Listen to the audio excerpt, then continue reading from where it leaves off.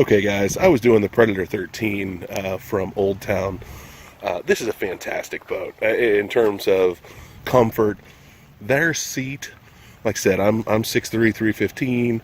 I don't hit the edge of it. It supports my legs. It's comfortable. I mean, that seat is absolutely amazing. Um, nicely, and I'm going to get to one here in the future. Ocean Kayak on their Big Game Prowler 2 has gone to that same seat.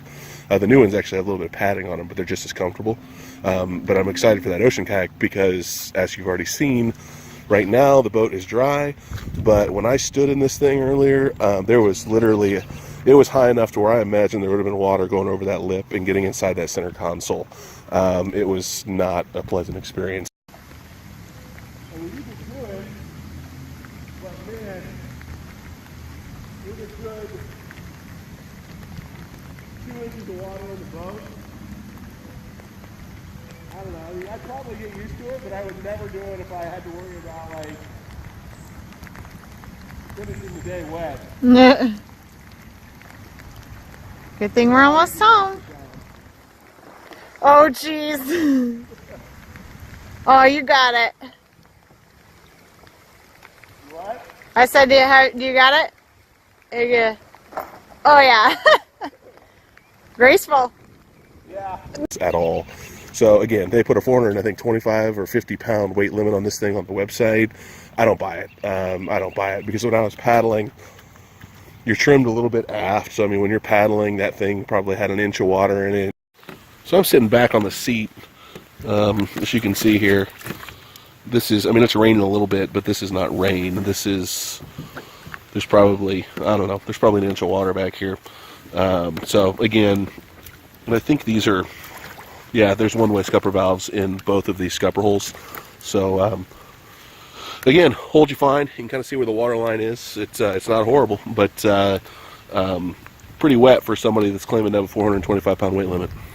And I probably had 3/4 of an inch of water up here. And then you can see on this Predator 13, there's a fair amount of water in here. None of this is from entering the boat. I entered from the back when it was dry, and I don't know what there is. I would say if you went to the bottom of the ridges, there's probably 3/4 of an inch of water in here. Top of the ridges, there's probably closer to a half.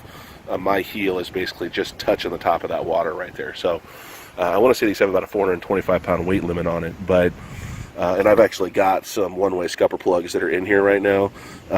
So, you know, there's certainly enough water. I mean, there's probably a full inch of water up there, if I had to guess. Again, so 425 pound weight limit, sure. Probably self-bailing and dry. Again, I'm about 315 pounds. I don't have a whole lot up in the hatch. So there's probably 35 pounds worth of weight on this boat right now.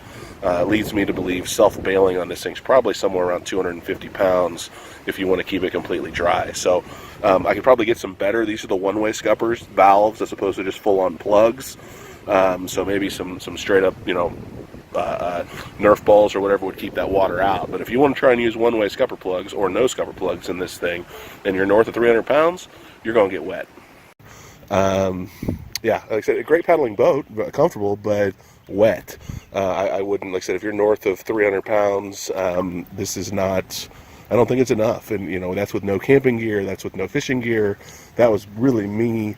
And I don't even have a tackle box or anything. I got my, you know, PFD up there right now stowed, but really nothing, and I was wet. So, I mean, you put anything in this thing, and it's just not going to be, it paddles fine. Like I said, it's stable, it's paddles, but it's certainly a wet ride. So I don't know where the self-bailing, you know, where Old Town claims the self-bailing on these things are, but my guess is somewhere around 250 pounds. I didn't get a very good wrap-up on this video, so anyway, like I said, it's the Predator 13 from Old Town. I looked. It does have a 425 pound weight rating on it. Look, guys, if you want to go paddle it, that's fine. If you're always going to be wearing mucks and you're never going to kick your legs over the side and expect to have a dry seat if you know, sit sideways in the summer or something while you're fishing, then great. I mean, it's a fantastic boat. It's stiff. It's big. It's cavernous. It's got all the Old Town fit and finish that you like. But the moral of the story is that thing's freaking wet. So, like I said, if you ever do, one of the ways I get to the front hatch hatches on boats like this is I'll kick each one of my legs over the side and I'll kind of do a shimmy up to the front hatch. Your ass is going to be soaked if you do that doing this, which, hey, if it's 85 degrees and you're out fishing and having fun and drinking beer, great. Basically, if the water's not frozen, my buddies and I will take these things out, and I got no interest in that short of, maybe 6-8 weeks a year. So anyway, like I said, I would recommend for anyone north of 300 pounds that you find another boat. These things are anywhere from $1,300 to $1,700 when they're fully equipped, and that is just too much money to have your ass wet. That's colloquial. I shouldn't say that because your ass is not wet. It's very dry. It's a wonderful seat, but to have your stuff wet is really the way I should say that. I'd find another boat. So anyway, thanks for watching. Thanks for listening. Tune in next time.